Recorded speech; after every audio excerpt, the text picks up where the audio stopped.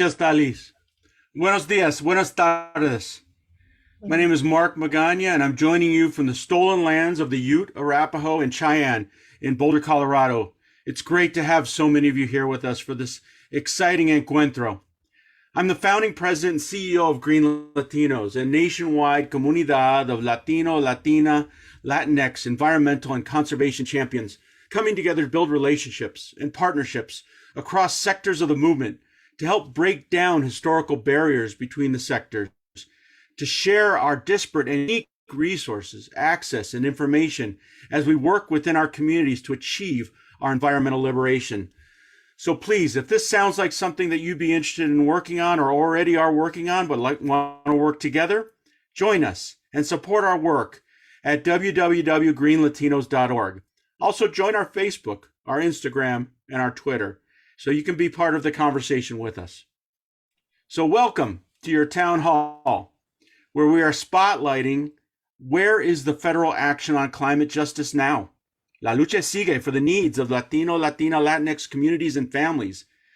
Hosted by GreenLatinos and Hispanic Federation in conjunction with Latinos for a Better Future, with support from Climate Power.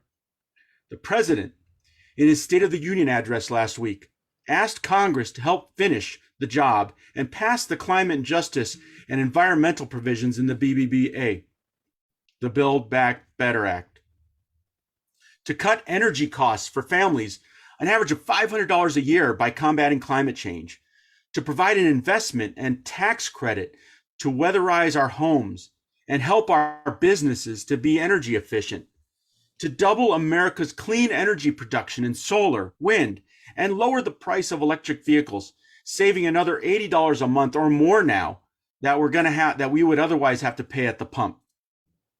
All of the above is in addition to provisions to lower prescription drug costs, lower childcare costs, lower healthcare costs, education costs, lower housing costs, include tax cuts, important tax cuts for families with children and for workers, including worker training and investments in teachers and schools.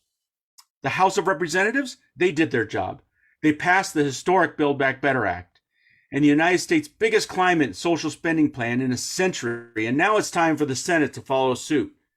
The Build Back Better Act includes unprecedented investments that would put us firmly on a path to cut our climate pollution in half by 2030, while creating hundreds of thousands of family-sustaining jobs and advancing racial, economic, and environmental justice.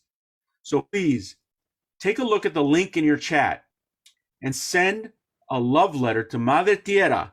Send it to your senators, demanding that they take action. I am very excited for today's speakers. We're among friends and personal friends of mine. Congressman Rubén Gallego, Mayor Regina Romero, and farm worker and civil rights icon Dolores Huerta. What a group. So let's get started. I want to pass this on to Irene Burga, our Climate Justice and Clean Air Program Director, to start this fantastic discussion. Irene? Gracias, Mark, and hola a todos. It's a pleasure to be here today, and thank you for joining.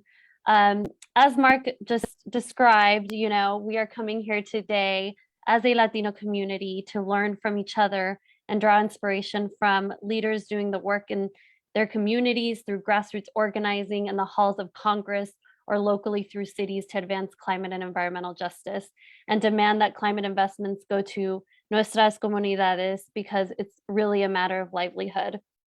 And to get us started in this discussion today, I have two wonderful leaders and sustainability champions at different levels of government within a state with one of the highest Latino populations, and that is the state of Arizona. So first I want to introduce the mayor of Tucson, Arizona, Regina Romero. Mayor Regina Romero was elected in November of 2019, becoming the first woman and first Latina mayor of Tucson. Raised by immigrant farm workers in Somerton, Arizona, Regina broke barriers early on as the first member of her family to vote and first to graduate from college. Mayor Romero's policy priorities include community safety, health and wellness, housing affordability, transportation and mobility, climate action, and economic development, among other things. So thank you, Regina, for joining us. Next, I want to introduce Arizona Representative Rubén Gallego from Arizona's 7th Congressional District. Congressman Rubén Gallego's district includes parts of Phoenix, Glendale, Tucson, and the U.S. House of Representatives, where he was first elected in 2014. Representative Gallego is the son of Hispanic immigrants and was the first in his family to attend college, graduating from Harvard University. Congressman Gallego enlisted in the Marine Corps and was deployed to Iraq in 2005 as an infantryman. In Congress, Representative Gallego is a member of several House committees, including the House Natural Resources Committee and the Subcommittee for Indigenous Peoples of the United States. So thank you both for being here. It's so great to have you. Thank you so much, Irene. We really appreciate being here and sharing the same stage as incredible friends of mine, Representative Gallego, and of course, our dear Dolores Huerta. Thank you for letting me be part of this conversation. Of course. So just to get us started and frame the discussion with our audience today, it would be great to hear from both of you. What are the most pressing environmental justice issues that are facing your constituents?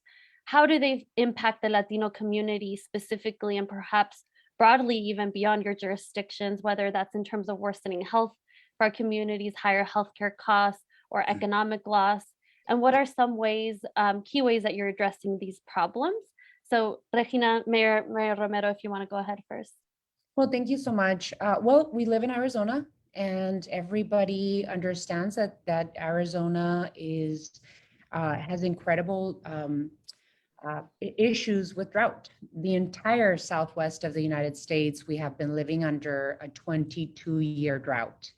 And in Arizona specifically, I feel that we are the epicenter of climate change. And we are becoming a hotter and hotter state. Phoenix is the second fastest warming city in the country, and Tucson is the third fastest warming city in the country. So we are at the top 3 in Arizona, with 2 of our cities becoming the fastest warming cities in the United States. And so heat is an issue, and the lack of water resources are issues for our state. Here in Tucson, we have seen wildfires, and we've seen wildfires throughout Arizona. We are seeing 100+ days of 100+ degree weather. And 2020 was, besides the pandemic, was the hottest year on record in Arizona in its history that we've been keeping records. And so as we all know very well, that the front lines of climate change are communities of color, low-income communities, seniors, children, and indigenous communities. And so we are seeing our children suffer from higher rates of asthma, our seniors dying more frequently of heat-related illnesses, outdoor workers, people that have to work outside, construction workers, farm workers, they are showing up at greater rates in the hospital of heat exhaustion. And so, you know, here in Tucson, Arizona, what we've been looking at is that the low-income communities, mostly Latino neighborhoods, are at greater risk of heat. In other words, we have less trees, and the heat islands that are created are in mostly Latino neighborhoods, low-income neighborhoods in Tucson, Arizona. So what we're doing a lot. We're trying to layer as much as we possibly can. In the process of putting together a climate action plan for our city, I ran on a climate action platform, and we passed an electric vehicle readiness roadmap. We passed a climate emergency, defining how we were going to bring down the greenhouse gas emissions. We've set a goal of net zero by 2030 and zero waste by 2050. I created the Tucson Million Trees Initiative. We want to plant 1 million trees by 2030 with an equity lens. You know, those neighborhoods that have higher heat during the summer, we want to make sure that we focus on those low income Latino and communities of color neighborhoods in the city of Tucson. We have a whole host of action items that we're taking so that we as a city, because there's lack of action in Arizona, but we as a city are taking it upon ourselves to work with the federal government and partners like Representative Gallego to make sure that, infrastructure, that it was funded in the bipartisan bill, and that hopefully we can, Congress, as you said, did their job. Hopefully we can get the Senate to act on the climate provisions in the Build Back Better Act so that we can act immediately. We can't lose any more time. And here in Tucson and in Arizona, it's about lack of water and rising heat. Thank you, Mayor. Yeah, I agree with a lot of those issues in my hometown of Los Angeles. We are dealing with tremendous effects from the wildfire impacts. And I think looking at that whole quality of life approach and community resilience is so critical.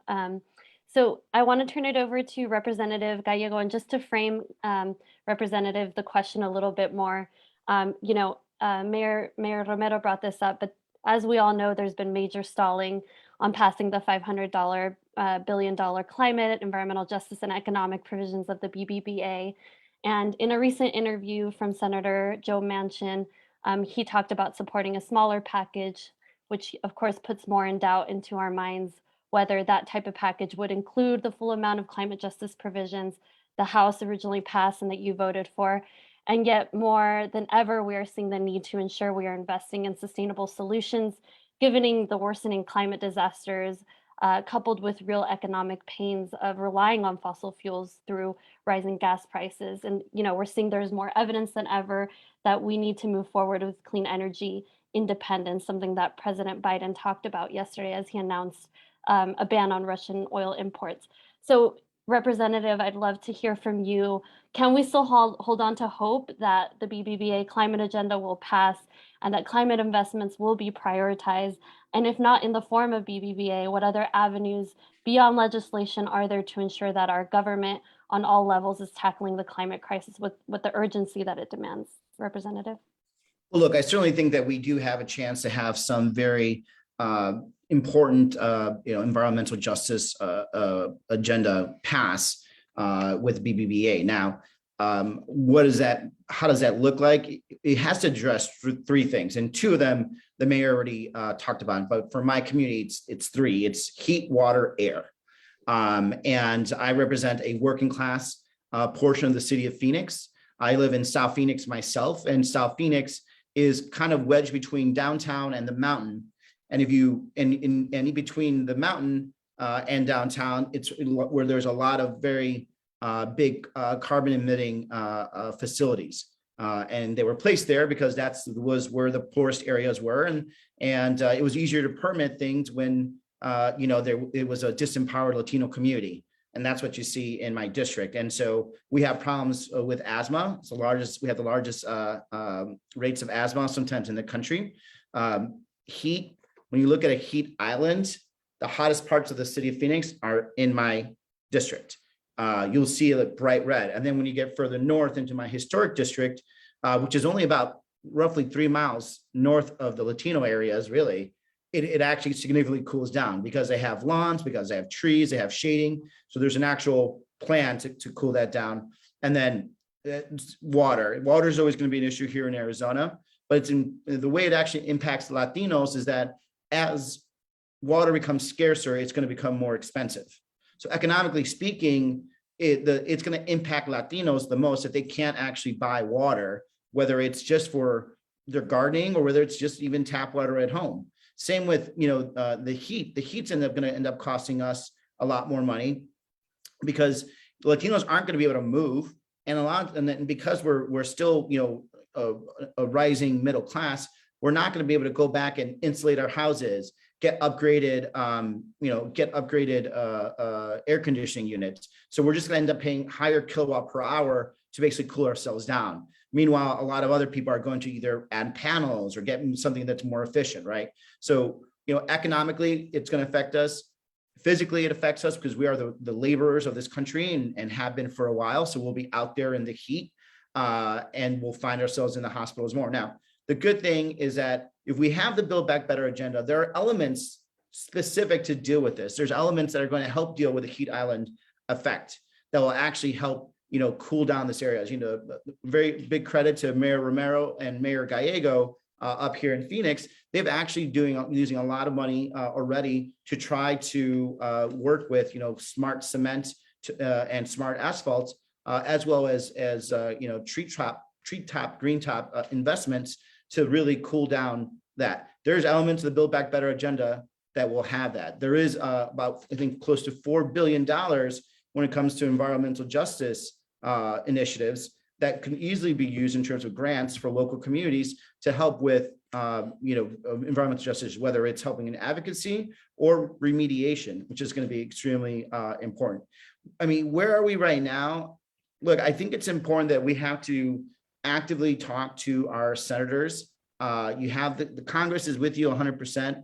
We have some senators that are a little tricky right now, and some of them are Democrats. And I really need you guys to call out and reach them, because unfortunately, while the causes of greenhouse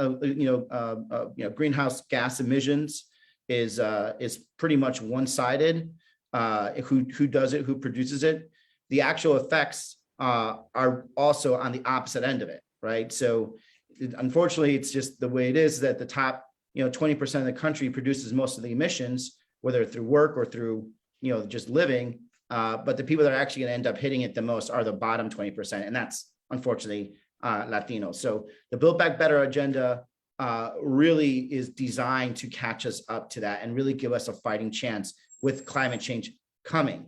And that's the other thing we got to remember. It's coming. It's here already. Actually, if you're from Arizona, it's here. Like, these are the hottest summers we've felt in quite a while. And so we actually need this, not just money wise, but we need it fast, because we're going to have some really bad summers. And if we don't have Latinos and Native Americans are going to pay the disproportionate price to it. Thank you, Representative. And yeah, I couldn't agree more. And it's so critical to have you in the halls of Congress kind of fighting. And just wanted to underscore to our audience just how important, I think, uplifting what the representative said, to really make sure we're calling our senators and our elected officials on what's important here. I wanted to ask both of you, with just a few minutes that we have left, and then wanted to take an audience question. Why is it important for the Latino community to be engaged? I think Representative, you spoke to this a little bit, but why is it important for us to be engaged in this type of conversation around environmental justice?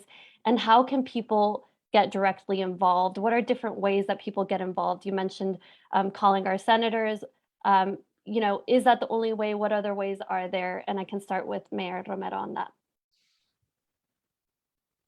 Thank you, Irene. Water is pretty essential for anyone to be able to live in Arizona. And so that and the potential to have inhabitable cities in Arizona because of the heat is very, very concerning. So it's a primary issue, I feel, that Latinos really vocalize their concerns, right? And Representative Gallegos basically talked about how Latinos are the front line of climate change. We are really feeling the effects. Communities of color, indigenous community, Black communities, low-income community, seniors, children, those are the front lines of climate change. We are feeling the effects, not just in our health, but also in our pocketbooks.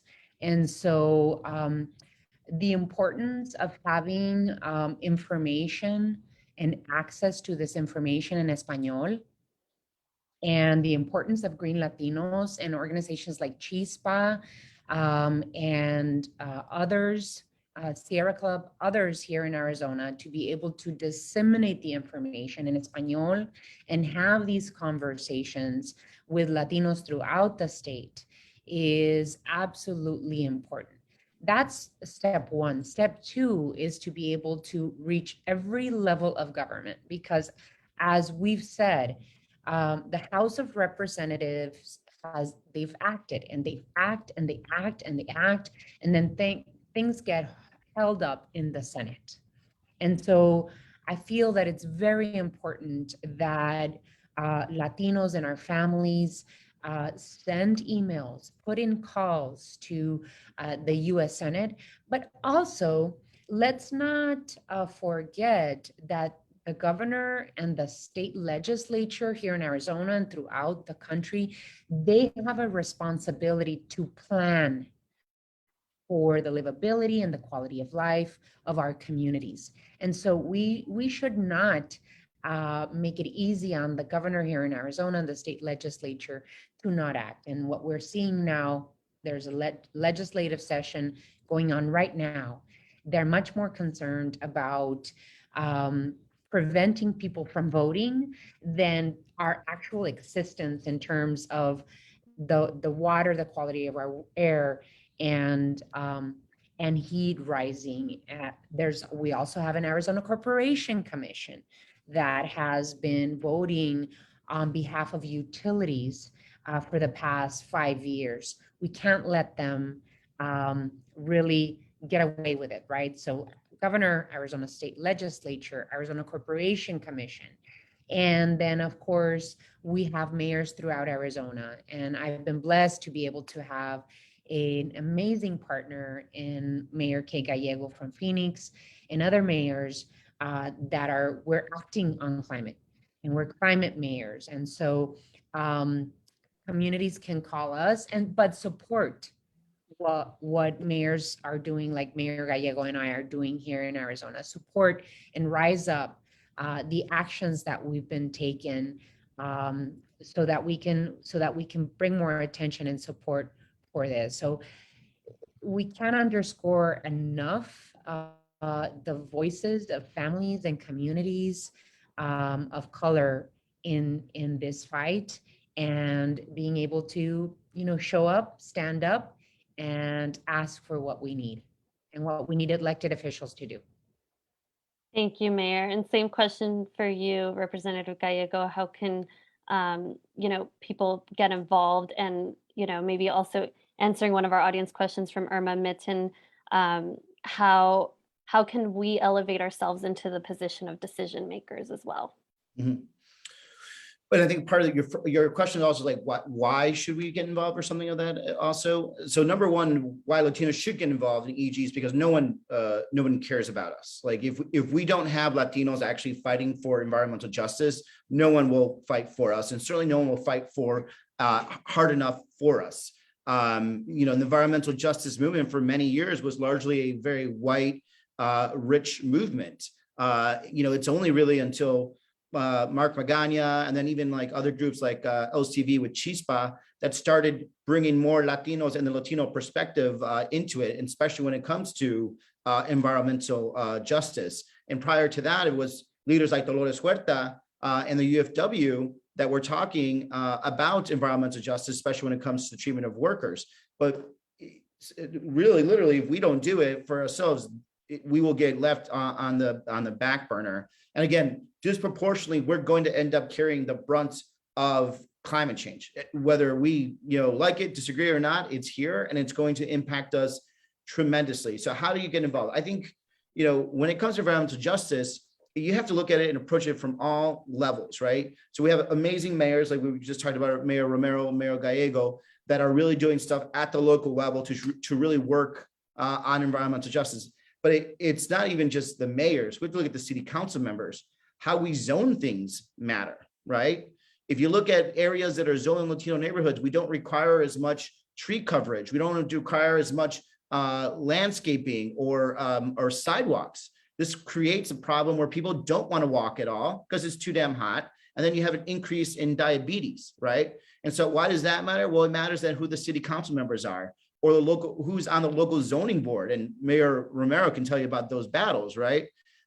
It matters if the mayors are appointing the right people to the Environmental Quality Commission, a very, very big deal there too.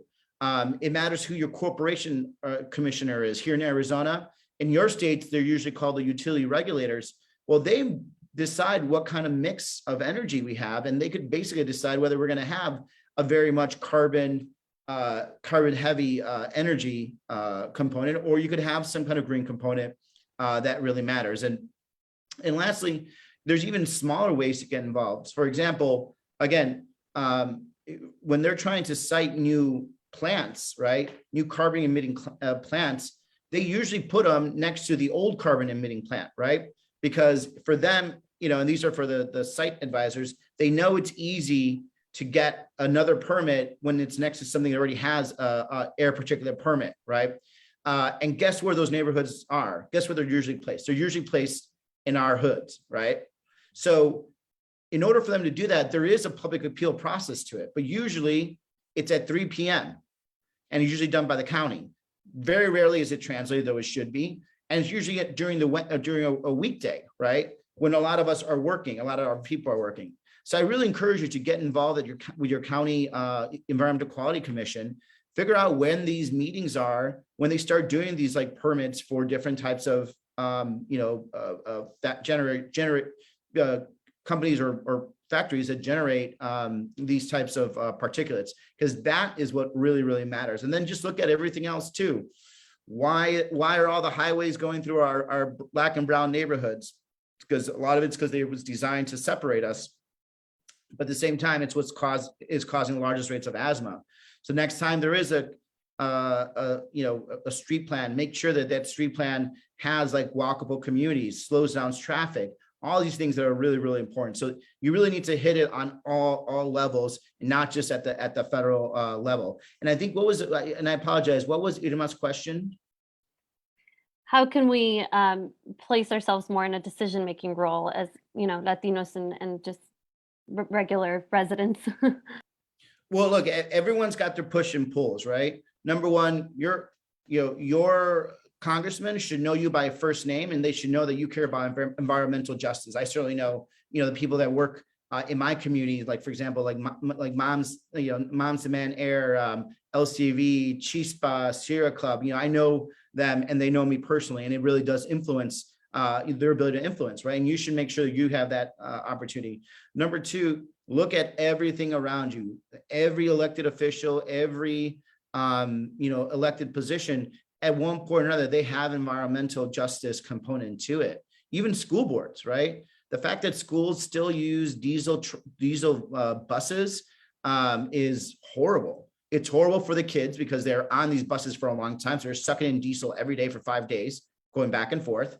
And then a lot of times, where the bus depot is in the mornings, you're usually also, again, by the way, in brown neighborhoods. So in the mornings, to get the cars started and warmed up, they run those vehicles for 10, 15 minutes, and they just pollute these neighborhoods, right? So you should go talk to your local school district and say, we want you to move to, a clean energy bus. Natural gas, at least, is a little better. Best is actually fully electric. But that's the kind of stuff that you could be doing right now. Thank you so much. And just to uplift a couple themes that came up, I think language justice is huge, and that's one that we hear from our members constantly. And we're really striving to do so. I appreciate the efforts at the local and federal government around that, and just both the efforts at the federal and local level. So just thanks again for your time and for championing for the success of our communities. Please continue la lucha, and thank you again. And now I'm going to hand it over to our Water Equity and Ocean Program Director, Mariana del Valle Prieto Cervantes, to introduce our next speakers. Again, thank you both for your time. Thank you, Dolores, for everything you do. Thank you. Nice to see you. Nice to see you. Dolores. Muchas gracias. Have a wonderful rest of the panel. Mwah. Love you. Love Adios, you. adios. Representative, nos vemos. Bye, Mayor. Bye, Mayor. See you soon. Gracias. Ciao. Mil gracias, Mayor Romero, Representative Gallego, and Irene for such a great conversation. As mentioned, mi nombre es Mariana del Valle Prieto Cervantes, and I'm with GreenLatinos, and I have the incredible honor to introduce two amazing women that I have looked up to for many years. Because of their work, we are all standing here today. I want to start off by introducing Laura Esquivel, Vice President for Federal Policy and Advocacy with Hispanic Federation. with more than 30 years of grassroots organizing, electoral, and policy advocacy experience. Laura leads Hispanic Federation's federal advocacy efforts in the areas of immigration, the environment, civil rights, Puerto Rico disaster recovery, rebuilding and equity, LGBTQ issues, education, and healthcare, just to name a few. Founded in 1990, Hispanic Federation seeks to empower and advance Hispanic communities, support Latino and immigrant families, and strengthen Latino community-based institutions. Bienvenida, Laura. Y también estoy muy orgullosa. I'm very proud to introduce Dolores Huerta, founder and president of Dolores Huerta Foundation. Dolores Huerta is a civil rights activist and icon and community organizer. She has worked for labor rights and social justice for over 50 years. In 1962, she and Cesar Chavez founded the United Farm Workers Union. She served as vice president and played a critical role in many of the union's accomplishments for 4 decades. In 2002, she established the Dolores Huerta Foundation, which is connecting groundbreaking community-based organizing to state and national movements to register and educate voters, advocate for education reform, bring about infrastructure improvements to low-income communities, advocate for greater equality for LGBT communities, and create strong leadership development. She has received numerous awards. Among them, in 2012, President Obama bestowed Dolores with the Presidential Medal of Freedom, the highest civil honor in the United States. Un honor, Dolores, y bienvenida. And with that, I will turn it to Laura. Thank you. Thank you. Well, hello, everybody. Thank you so much for having this town hall today. And Dolores, gracias para being here with us. You know how much I love you. Thank you, Laura. It's always good to be with you. You always do great things. Well, we're going to have a little plática, you know, just to talk a little bit about your work and about the importance of this issue, which you are no stranger to. Most people don't think about the fact that the majority of US Latinos live in areas that have experienced devastating impacts of extreme events, such as extreme climate events like Hurricane Maria in Puerto Rico, the wildfires in California, flooding from sea level rise in Florida, and historic drought, and because of climate change, now freezing snow in Texas and throughout the Southwest. But as Congressman Gallego said, Latinos are not newcomers to environmental work. Indeed, you have been engaged in this fight for more than half a century. How many environmental advocates can say that? Nearly 60 years ago, the USW launched a campaign against the pesticides that were killing farm workers and causing birth defects in their children. The high-profile campaign was a play on the famous Steinbeck novel, The Grapes of Wrath, with a campaign called The Wrath of Grapes, which I really encourage people to look into. Latinos have not only been on the front lines of these fights, but also on the forefront of the impacts, as highlighted by Mayor Romero and Representative Gallego. So I want to talk with you today about the ways you're continuing that work. But first, tell us, what is the Dolores Huerta Foundation? Oh, well, we're a community-based organizations. The way that we take on the issues is that we organize the people at the ground, at the grassroots level, so that they can take on the issues, because we want to empower them and to enable them so that they can understand what the issues are, but also how they can challenge and how they can, as we say to them, that you are the ones that have to be the champions and you're the ones that have to do the work, because that way we know that we are at the same time that we're challenging the issues and correcting them, we are empowering the people in these communities to become the leaders in their communities to continue the work. That's great. And why do you think this is an issue of critical importance to Latino communities? Well, I can just say, you know, we work in 4 different counties of California, Los Angeles, Kern, Tulare, and Fresno in the Central Valley. And, you know, the agricultural industry here has lost $2 billion due to climate change.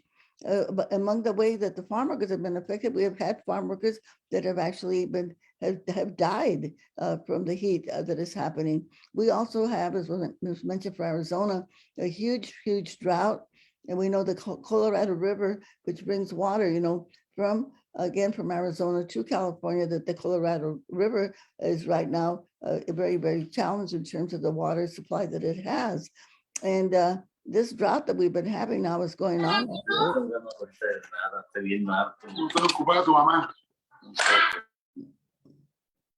So the drought has been going on now for several years. Our snowpack is the smallest that it's been in many, many years. And so the drought is going to continue. I mean, right now they see no end to the drought that we are having here right now.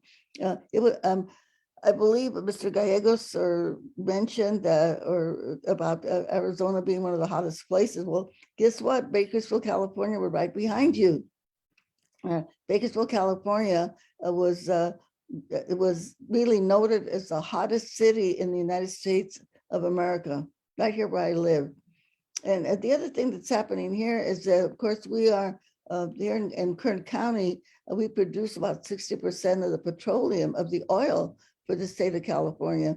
And we know that the fossil fuels are the ones that are contributing a lot to global warming. And one of the things that we're doing here with our organization is that we are partnering with the Romero Institute. This is Oscar Romero. It was named after him. Oscar Romero Institute here at Santa Cruz at the university here. And we have a bill now that's been introduced into this California state legislature. The number of the bill is SB 2030. And we hope with that bill, and we're calling the bill Electrify California. Electrify California. We are hoping that, again, being able to get, when people drive an electric car, right now, the way that the law states is that they have to buy the car and then they have to wait many, many months for a rebate. Well, what we're saying is when somebody's going to buy an electric car, that they get the rebate immediately. And there are other provisions in that bill. The good thing about the bill that we're working with the Romero Institute is that 35% of our bill, excuse me, let me restate that. Right now, the Governor Newsom has put in $35 billion into the state budget to do something about electrifying California.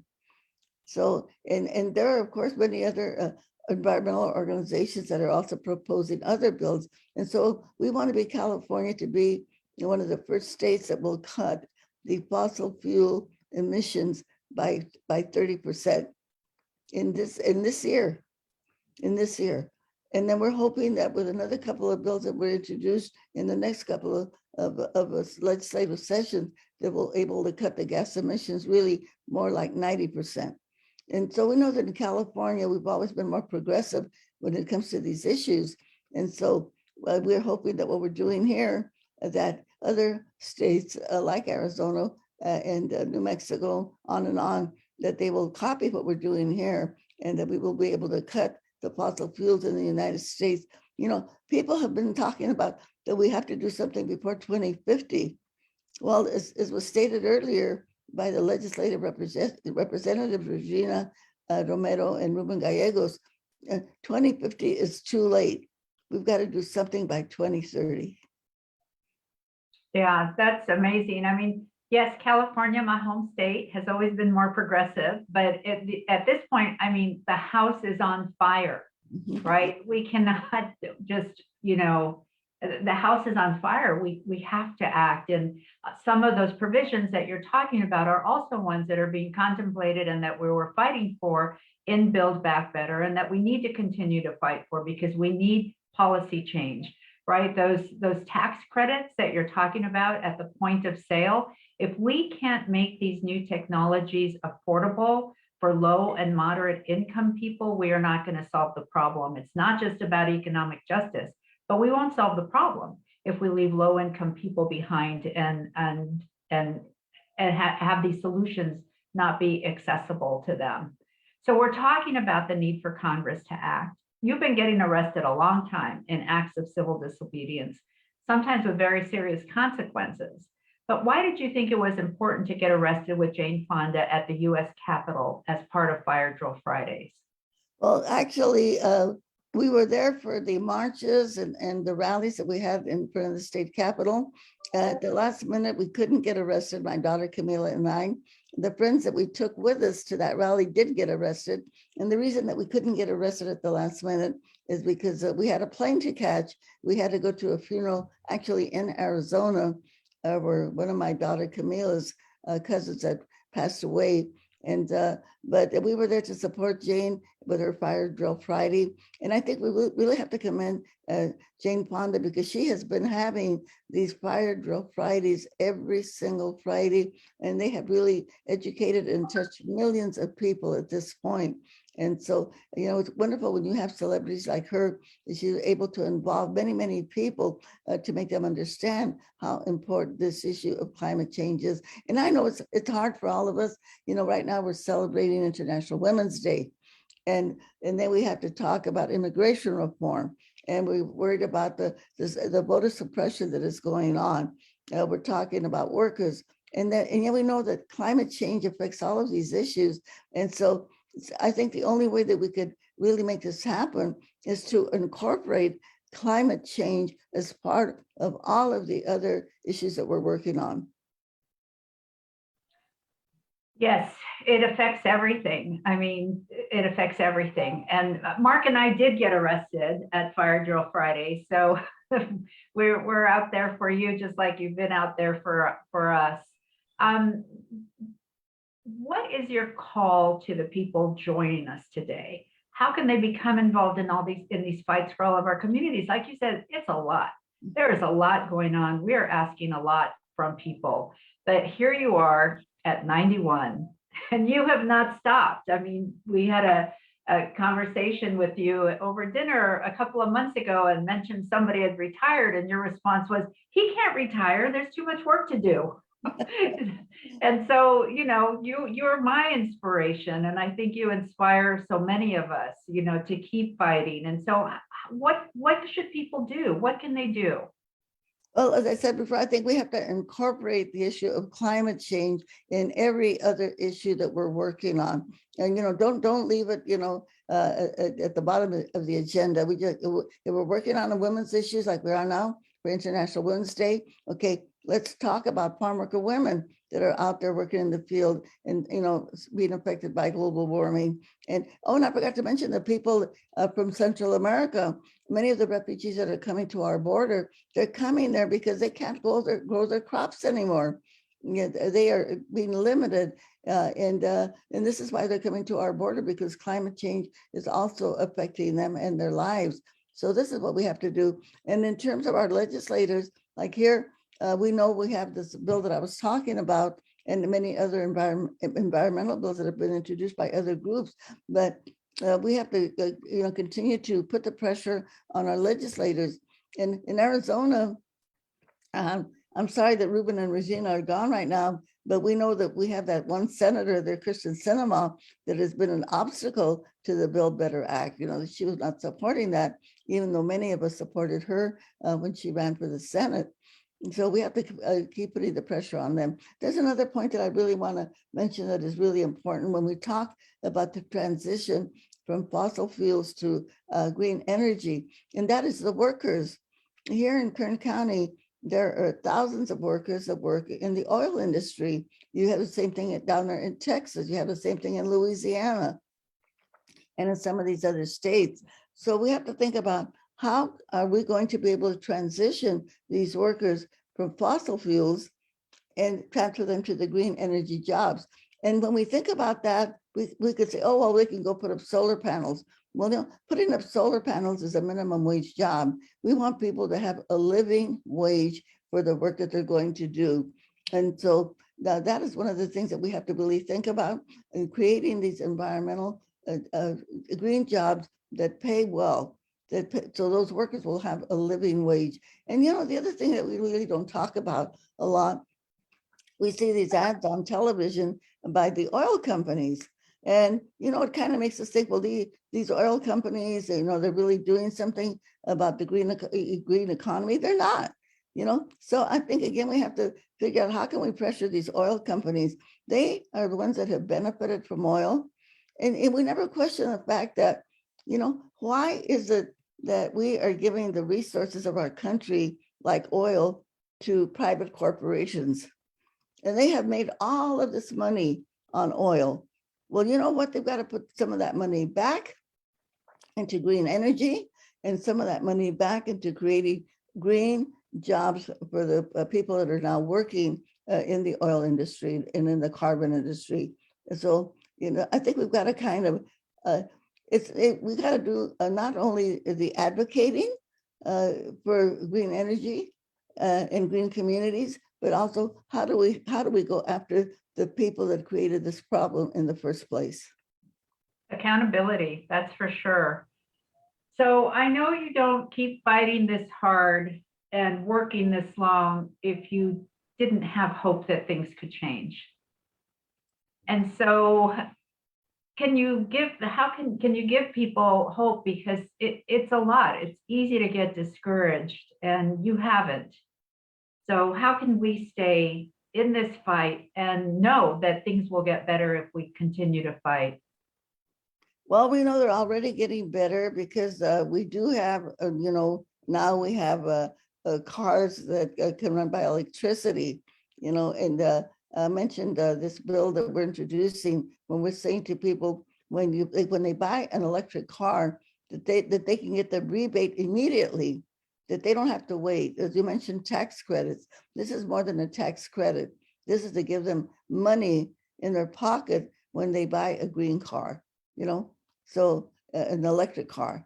So I think these are some of the issues that we have to think of. We have to kind of find ways to speed up the process because as many people have said, we're already here. We're almost already too late to be able to stop global warming and the destruction of the humanity on our planet. And so we have to kind of speed up the process and just you have to keep organizing, get as many people engaged as we can, and have them join the social justice movement for green energy and to stop global warming. Are there any questions from the audience? We have just a couple of more minutes before I wrap up with Dolores. But while we wait for that, I want to say, you know, that the science is clear, right? We need to stop burning fossil fuels and start investing aggressively in a transition to community-powered renewable energy. There's no denying it. We're in a climate emergency, and failure to act risks catastrophic impacts to the planet, to wildlife, our families, our communities, and our economies. Thank you, Dolores, for once again rising to that challenge and committing yourself and now your foundation to this important work. If people want to support the work of the Dolores Huerta Foundation, how can they do that? Well, you can come to doloreshuerta.org. It's very easy to find on our website, and there you can get more information on the work that we're doing. You know, as I said before, we're working in 4 different counties in California. We have a full-time staff of 50 people. We have about 100 canvassers also to do the door-to-door work, and we're working as much as we can to educate people, to get them, to recruit them to become involved, and to do the work that we have to do, you know, on the local level. So I guess it takes all of us to do it at the ground and also at the state legislature and in the U.S. Congress.